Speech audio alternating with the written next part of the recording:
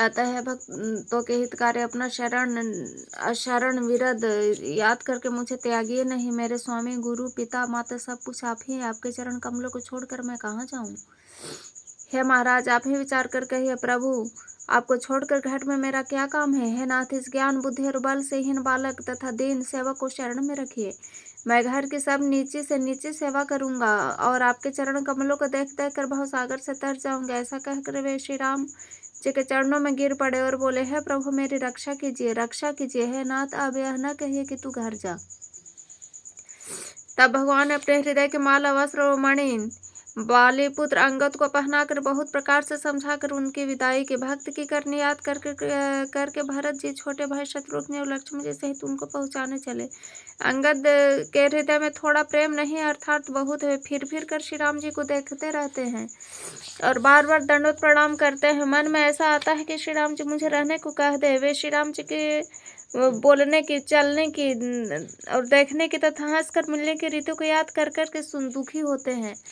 फिर किंतु भगवान का रूख देखकर बहुत से विनय वचन कहकर तथा हृदय में चरण कमलों को रख कर वे चले। अत्यंत आदर के साथ सब वानरों को पहुंचाकर भाइयों सहित भरत जी लौट आए। तब हनुमान जी ने सुग्रीव के चरण पकड़ लिए, अनेक प्रकार से विनती करो, कहा, है देव, 10 दिन कुछ रघुनाथ जी की सेवा, चरण सेवा करके फिर मैं आपके चरणों में के दर्शन करूंगा। सुग्रीव ने कहा, है पवन कुमार, तुम पुण्य की राशि हो, जो भगवान ने तुमको अपनी सेवा में रख लिया। जाकर कृपा धाम श्री राम जी की सेवा करो। सब वानर ऐसा कहकर तुरंत चल पड़े। अंगद ने कहा, है हनुमान, सुनो, मैं तुमसे हाथ जोड़कर कहता हूँ, प्रभु से मेरी दंडवत कहना। मैं श्री रघुनाथ जी को बार बार मेरी याद कराते रहना। ऐसा कहकर बाले पुत्र अंगद चले। तब हनुमान जी लौट आए और आकर प्रभु से उनका प्रेम वर्णन किया। उसे सुनकर भगवान प्रेम मग्न हो गए। काकभूषुंडी जी कहते हैं, गरुड़ जी, श्री राम जी के चित वज्र से भी अत्यंत कठोर और फूल से भी अत्यंत कोमल है। तब कहिए वह किसकी समझ में आ सकता है। फिर कृपालु श्री राम जी ने निषाद राज को बुला लिया, उसे भूषण वस्त्र प्रसाद में दिए। फिर अब तुम घर जाओ, ऐसा कहकर उन्हें जाने को कहा। वहाँ मेरा स्मरण करते रहना और मन, वचन तथा कर्म से धर्म के अनुसार चलना। तुम मेरे मित्र हो और भरत के समान भाई हो। अयोध्या में सदा आते जाते रहना। यह वचन सुनते ही उनको भारी सुख उत्पन्न हुआ। नेत्रों में आनंद और प्रेम के आंसुओं का जल भरकर वह चरणों में गिर पड़े। फिर भगवान के चरण कमलों को हृदय में रख कर वह घर आया। आकर अपने कुटुंबियों को उसने प्रभु का स्वभाव सुनाया। श्री रघुनाथ जी का चरित्र देखकर अवधपुरवासी बार बार कहते हैं कि सुख की राशि श्री रामचंद्र जी की जय हो। श्री रामचंद्र जी के राज्य पर प्रतिष्ठित होने पर तीनों लोक में हर्षित हो गए। उनके सारे शोक जाते रहे, कोई किसी से वैर नहीं करता। श्री रामचंद्र जी के प्रताप से सबकी विषमता मिट गई। सब लोग अपने अपने वर्ण आश्रम के अनुकूल धर्म में तत्पर हुए सदा व्यत मार्ग पर चलते हैं और सुख पाते। उन्हें न किसी बात का भय है, न शोक, न कोई रोग ही सताता है। राम राज्य में दैहिक, दैविक और भौतिक ताप किसी को नहीं व्यापते। सब मनुष्य परस्पर प्रेम करते हैं। वेदों में बताई हुई नीति में तत्पर रहकर अपने अपने धर्म का पालन करते हैं। धर्म अपने अपने चारों चरणों से जगत में परिपूर्ण हो रहा है। स्वप्न में भी कहीं पाप नहीं है। पुरुष और स्त्री सभी परम भक्ति के परायण और सब भी परम गति के अधिकारी है। छोटी अवस्था में मृत्यु नहीं होती, न किसी को कोई पीड़ा होती है। सभी के शरीर सुंदर और निरोग है। न कोई दरिद्र है, न कोई दुखी है, न दीनही है, न कोई मूर्ख है, न कोई शुभ लक्षणों से हीन है। सभी दंभ रहित है, धर्मपरायण है। पुण्यात्मा पुरुष और स्त्री सभी चतुर और गुणवान है। सभी गुणों का आदर करने वाले पंडित हैं तथा सभी ज्ञानी और सभी कृतज्ञ हैं।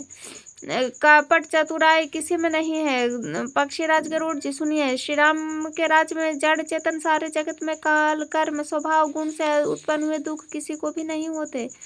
अयोध्या में श्री रघुनाथ जी 7 समुद्रों की मेखला वाली पृथ्वी के एकमात्र राजा है, जिनके एक रोम में अनेकों ब्रह्मांड है। उनके लिए 7 द्वीपों की प्रभुता कुछ अधिक नहीं है, बल्कि प्रभु उस महिमा को समझ लेने पर तो यह कहने में कि उनकी बड़ी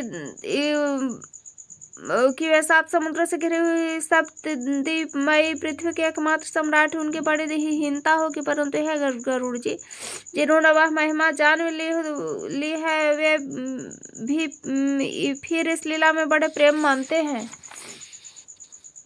क्योंकि उस महिमा को भी जानने का फल यह लीला है कि इंद्रियों का दमन करने वाले श्रेष्ठ महामुनि ऐसा कहते हैं कि राम राज्य की सुख संपत्ति का वर्णन शेष जी और सरस्वती भी नहीं कर सकते। सभी नर नारी उदार है, सभी परोपकारी है और सभी ब्राह्मणों के चरणों में के सेवक है, सभी पुरुष मात्र एक पत्नी व्रती है। इस प्रकार स्त्री अभिमान वचन कर्म से पति हित करने वाली है। श्री रामचंद्र जी के राज में दंड केवल सन्यासियों के हाथ में और भेद न चाहने वाले नृत्य समाज में है, और जीतो शब्द केवल मन के जीतने के लिए ही सुनाई पड़ता है।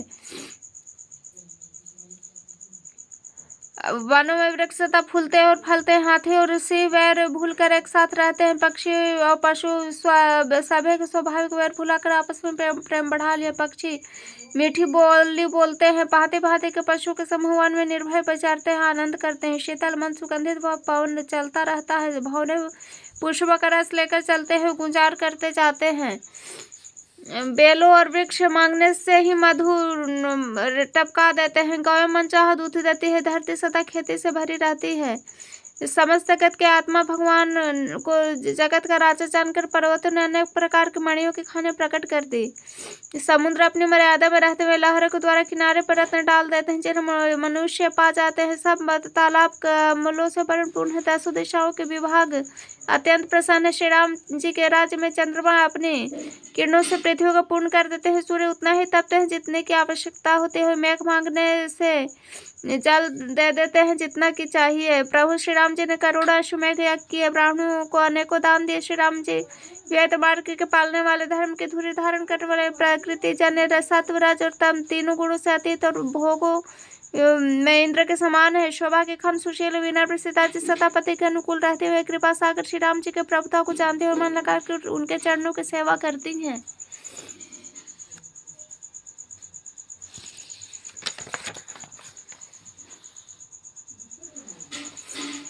यद्यपि घर में बहुत से अपार दास दासियां हैं, वे सभी सेवा की विधि में कुशल हैं, तथापि स्वामी की सेवा का महत्व जानने वाली श्री सीता जी घर की सभी सेवा अपने ही हाथों में से करती हैं, श्री राम जी के आज्ञा का अनुसरण करती हैं।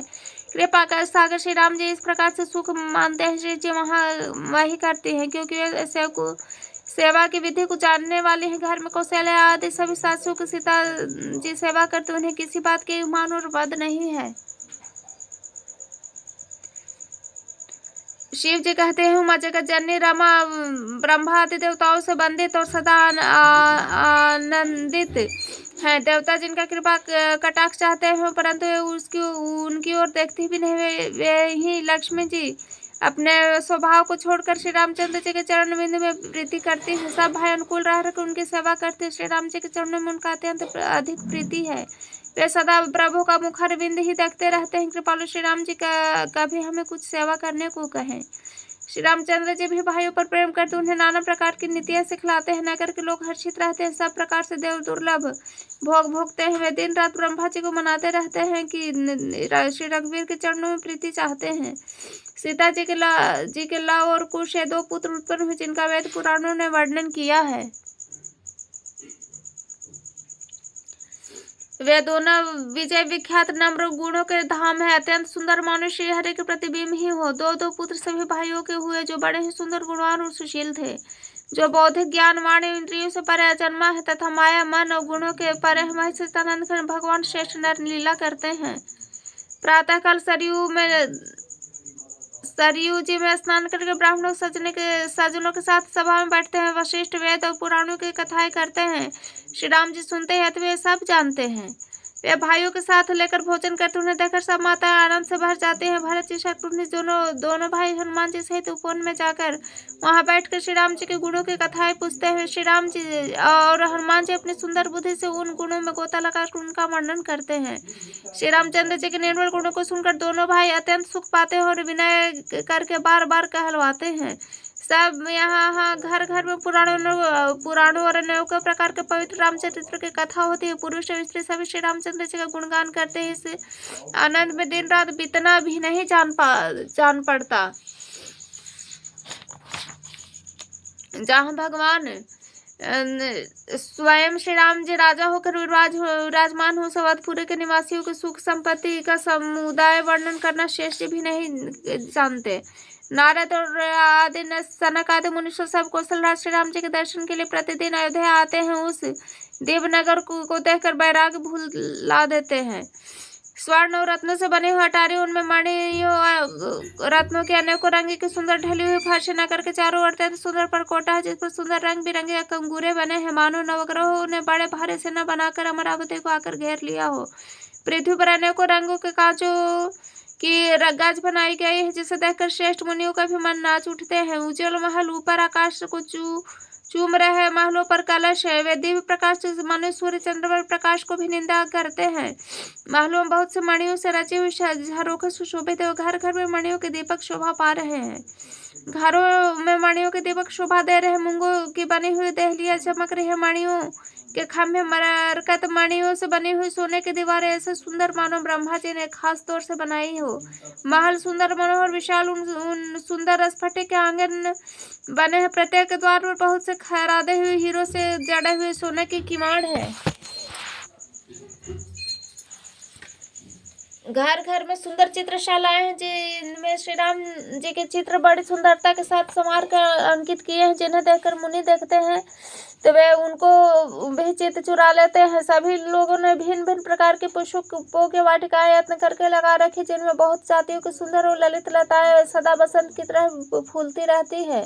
भौरे मनोहर स्वर से गुंजार करते हैं, सदा तीनों प्रकार की सुंदर वायु बहती रहती है। बालकों ने बहुत से पक्षी पाल रखे हैं, जो मधुर बोली बोलते हैं, उड़ने में सुंदर लगते हैं।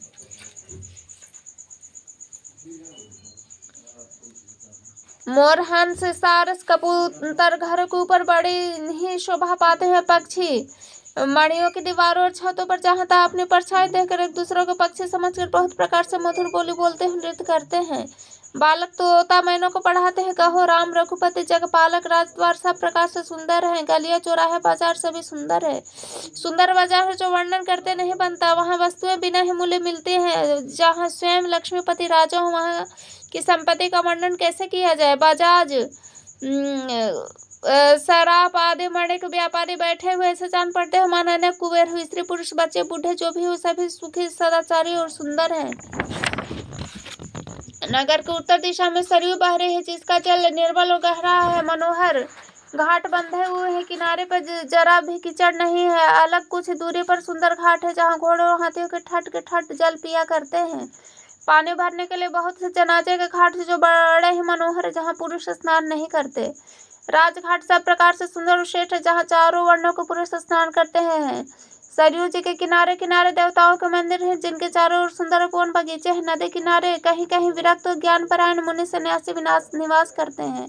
सरयू जी के किनारे किनारे सुंदर तुलसी जी के झुंड बहुत से पेड़ मुनियों ने लगा रखे हैं। नगर की शोभा तो कुछ कही नहीं जाती। नगर के बाहर ही भी परम सुंदरता है। श्री अयोध्यापुरी के दर्शन करते ही संपूर्ण पाप भाग जाते हैं। वन उपवन बावलिया तालाब सुशोभित है। अनुपम बावलिया तालाब मनोहर तथा विशाल कुएं शोभा दे रहे हैं, जिसकी सुंदर सीढ़ियां निर्मल जल देखकर देवता और मुनि तक मोहित हो जाते हैं। तालाबों में अनेकों रंग के कमल खिल रहे हैं, अनेकों पक्षी कूच रहे हैं, भौरे गुंजार कर रहे हैं। परम रमणीय बगीचे कोयल और पक्षियों के सुंदर बोले से मानो राह चलने वालों को बुला रहे हों। स्वयं लक्ष्मीपति भगवान जहाँ राजा उस नगर का कहीं वर्णन किया जा सकता है। अणिमा आदि आठों सिद्धियां समस्त सुख संपत्ति अयोध्या में छा रही है।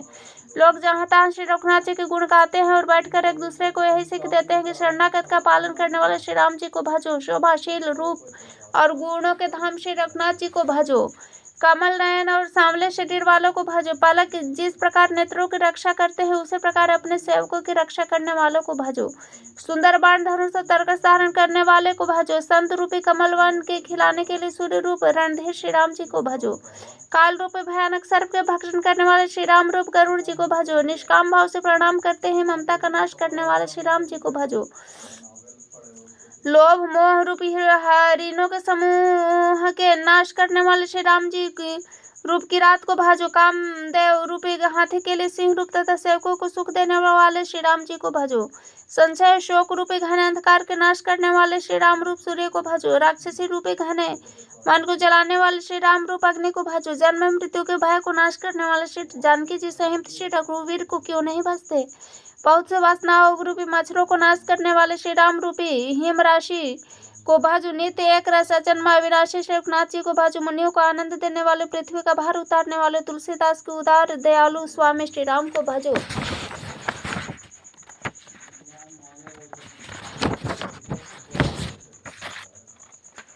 इस प्रकार नगर के स्त्री पुरुष श्री राम जी का गुणगान करते हैं। कृपा निधान श्री राम जी सदा उस पर अत्यंत प्रसन्न रहते हैं। काकभूषण जी कहते हैं, पक्षीराज गरुड़ जी जब से प्रताप रूपी अत्यंत प्रचंड सूर्य उदित हुआ है तब से तीनों लोकों में पूर्ण प्रकाश भर गया है।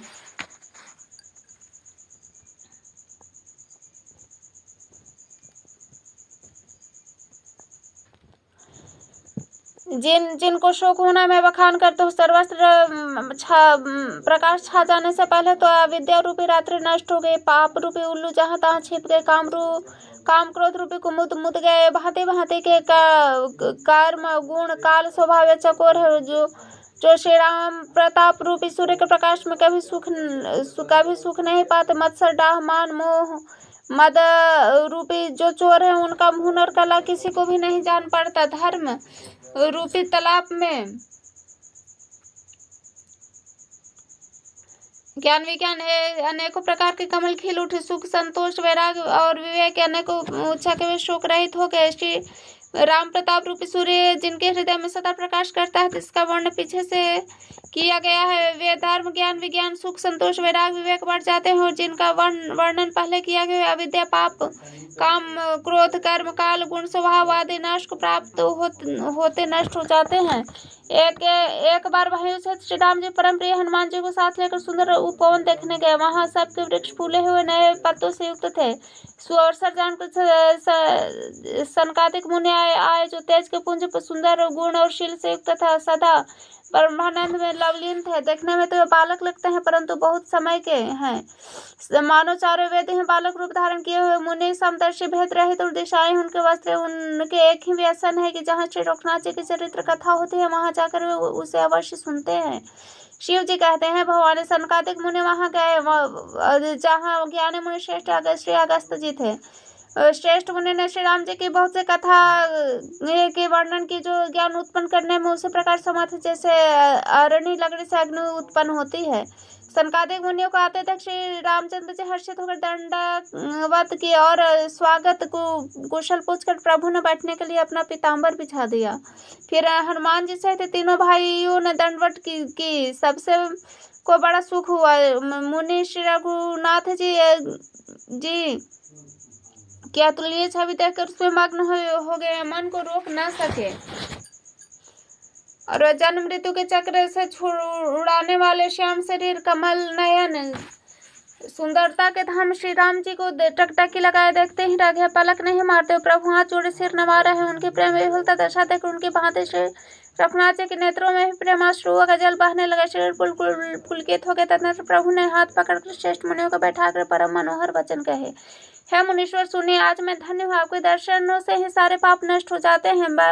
बड़े ही भाग से सत्संग की प्राप्ति होती है जिससे बिना ही परिश्रम जन्म मृत्यु का चक्र नष्ट हो जाता है। संत का संग भाव बंधन से छूटने का और कामी का संग उस जन्म मृत्यु के बंधन में पड़ने का मार्ग है। संत कवि पंडित तथा वेद पुराण आदि सब सदग्रंथ ऐसा कहते हैं। प्रभु के वचन सुनकर चारों मुनि हर्षित हो गए। पुलकित शरीर से स्तुति करने लगे। भगवान आपकी जय हो। आप अंत रहित विकार रहित पाप रहित अनेक सब रूपों में प्रकट एक अद्वितीय करुणामय है। निर्गुण आपकी जय है। गुणों के समुद्र आपकी जय है हो। आपके आप सुख के धाम अत्यंत सुंदर अति चतुर है। लक्ष्मीपति आपकी जय है। पृथ्वी के धारण करने वाले आपकी जय हो। आप उपमा रहित जन्म अनादि शोभा की खान है। आप ज्ञान के भंडार स्वयं मान रहे तो दूसरों को मान देने वाले वेद और पुराण आपका पावन सुंदर यश गाते हैं। आप तत्व के जानने वाले की हुई सेवा को मानने वाले और अज्ञान का नाश करने वाले निरंजन आपके अनेकों नाम है। कोई नाम नहीं अर्थात सब आपका ही नाम है, आप सर्वस्त्र रूप है, सर्वव्यापक, सर्व हृदय रूप इस घर में निवास करते हैं, तो आप हमारा परिपालन कीजिए। मृत्यु के जाल को काट दीजिए। हे राम जी, आप हमारे हृदय में बस कर काम और मत का नाश कीजिए। आप परमानंद स्वरूप कृपा के धाम, मन की कामनाओं को पूर्ण करने वाले हैं राम जी। हमको अपनी अविचल प्रेम और भक्ति दीजिए। हे रघुनाथ जी, आप हमें अपने अत्यंत पवित्र करने वाले तीनों प्रकार के तापों, जन्म मरण के क्लेशों को नाश करने वाले भक्ति दीजिए। है शरणागतों की कामना पूर्ण करने के लिए कामधेनु कल्प वृक्ष रूप प्रभु प्रसन्न होकर हमें यही वर दीजिए। है रघुनाथ जी, आप जन्म मृत्यु रूप समुद्र को सोखने के लिए अगस्त मुनि के समान है। आप स्वयं में अत्यंत सुलभ तथा सब सुखों के देने वाले हैं। दिन बंधु, मन से उत्पन्न दारुण दुखों को नाश कीजिए। हमसे समदृष्टि का विस्तार कीजिए। आप ईश्वर की आशा, भय और ईर्ष्या आदि के निवारण करने वाले तथा विनय, विवेक, वैराग के विस्तार करने वाले हैं। राजाओं के शिरोमणि, पृथ्वी के भूषण श्री राम जी, संस्कृति रूपी नदी के लिए नौका रूप अपनी भक्ति प्रदान कीजिए।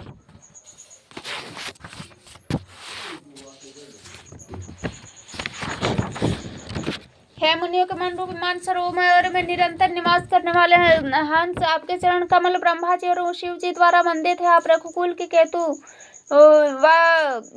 वेद मर्यादा के रक्षक, काल कर्म स्वभाव तथा गुण के भक्षक हैं, तथा गुण रूप बंधनों के भक्षक नाशक है। आप तारण स्वयं तरे हुए दूसरों को तारने वाले तथा सब दोषों को हरने वाले हैं। तीनों लोगों के विभूषण आप ही तुलसीदास के स्वामी हैं। प्रेम सहित बार बार स्तुति करके सिर नवाकर तथा अपने अत्यंत मनचाहा वर पाकर सनकादिक मुनि ब्रह्मलोक को गए। सनकादिक मुनि ब्रह्मलोक को चले गए। तब भाइयों ने श्री राम जी के चरणों में सिर नवाए। तब सब भाई प्रभु से पूछते सकुचाते हैं। तब हनुमान जी की ओर, इसलिए सब हनुमान जी की ओर देख रहे हैं। वे प्रभु के श्रीमुख से वाणी सुनना चाहते हैं, जिसे सुनकर सारे भ्रमों का नाश हो जाता है। अंतर्यामी प्रभु सब जान के पूछने लगे, कहो हनुमान क्या बात है। तब हनुमान जी ने हाथ जोड़कर बोले, हे दीन दयालु भगवान सुनिए। हे नाथ, भरत जी कुछ पूछना चाहते हैं, पर प्रश्न करते मन में सकुचा रहे हैं। भगवान ने कहा, हनुमान तुम तो मेरा स्वभाव जानते हो। भरत के और मेरे बीच में कहीं कोई भी अंतर नहीं है। हे प्रभु के वचन सुनकर भरत जी उनके चरण पकड़ लिए और कहा, हे नाथ, हे शरणागत के दुखों को हरने वाले सुनिए। हे नाथ, न तो मुझे कुछ संदेह, न स्वप्न में शोक और मोह है। कृपा और आनंद के समूह, यह केवल आपकी ही कृपा का फल है। तथापि है कृपा निधान मैं आपसे एक दृष्टा करता हूँ। मैं सेवक हूँ, आप सेवक को सुख देने वाले है रघुनाथ जी। वेद पुराण और संतों की महिमा बहुत प्रकार से गाई है। आपने भी अपने श्रीमुख से उनकी महिमा की। उन पर प्रभु आपका भी बहुत प्रेम है। प्रभु, मैं उनके लक्षण सुनना चाहता हूँ। आप कृपा के समुद्र है, गुण तथा ज्ञान में अत्यंत निपुण है। शरणागत का पालन करने वाले संत और असंत के भेद अलग अलग करके मुझे समझा कर कहिए।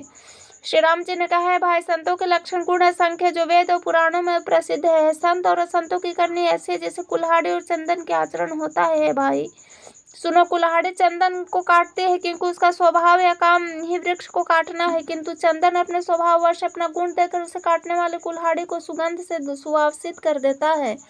इसे गुण के कारण चंदन देवताओं के सिरों पर चढ़ता और जगत का प्रिय हो रहा है, और कुल्हाड़ी के मुखों को यह दंड मिलता है कि उसको आग में जलाकर फिर घन से पीटते हैं। संत विश्व में लंपट लिप्त नहीं होते, शील और सद्गुणों की खान है। उन्हें पराया दुख देखकर दुख और सुख देखकर सुख होता है। वे सब में सर्वस्त्र समय क्षमता रखते हैं। उनके मन में कोई उनका शत्रु नहीं है। मत से रहित वैराग्यवान होते तथा लोभ, मोह, क्रोध, हर्ष और भय का त्याग किए रहते हैं। उनका चित्त बड़ा कोमल होता है। दिनों पर दया करते हैं। मन, वचन और कर्म से मेरी निष्कपट भक्ति करते हुए सबको सम्मान देते हैं। स्वयं मान रहित रहते हैं। भरत, वे प्राणी मेरे प्राणों के समान है। उनको कोई कामना नहीं होती। वे मेरे नाम के परायण होते, शांति, विराग, विनय और प्रसन्नता के घर होते। उनमें शीतलता, सरलता, सबके प्रति मित्र भाव, ब्राह्मण के चरणों में प्रीति होती हुए धर्म को उत्पन्न करने वाले हैं।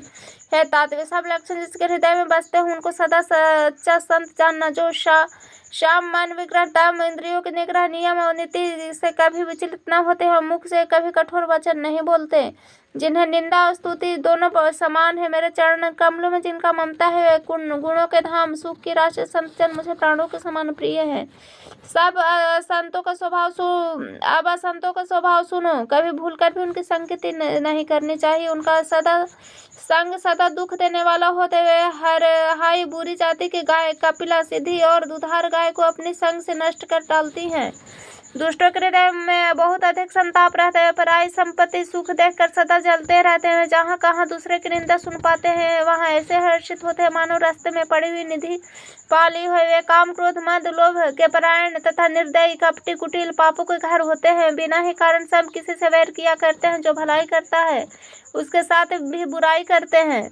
उनका झूठा ही लेना और झूठा ही देना होता है, झूठा ही भोजन होता है, झूठा ही चबेना होता है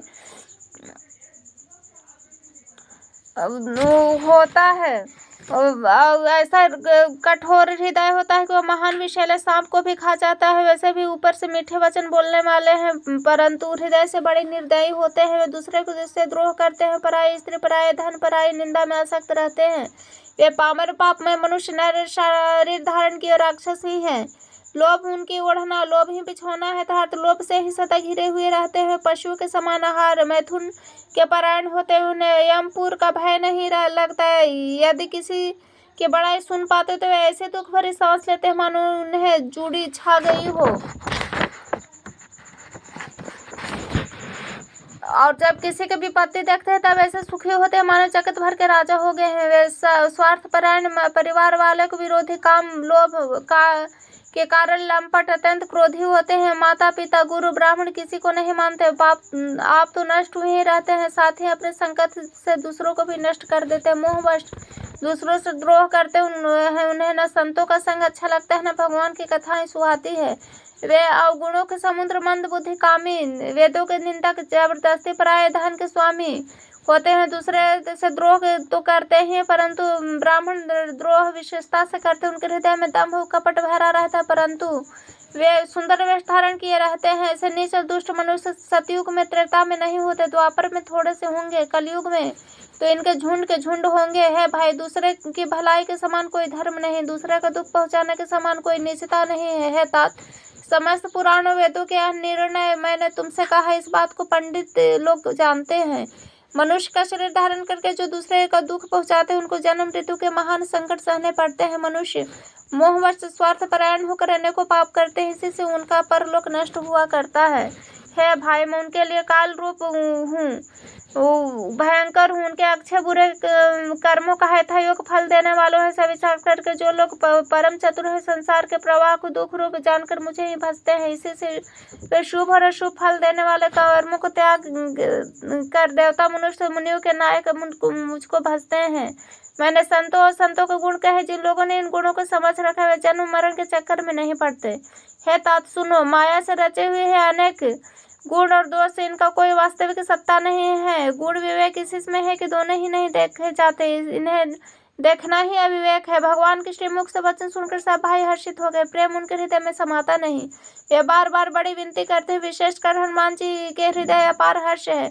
तदनंतर श्री रामचंद्र जी अपने महल को गए। इस प्रकार विनीत नई लीला करते हैं। नारद मुनि अयोध्या में बार बार आते हैं और आकर श्री राम जी के पवित्र चरित्र गाते हैं। मुनि यहाँ से नित्य नए नए चरित्र देखकर जाते हैं। ब्रह्मलोक जाकर सब कथा कहते हैं। ब्रह्मा जी सुनकर अत्यंत सुख मानते हैं और कहते हैं, तात बार बार श्री राम जी के गुणों का गान करो।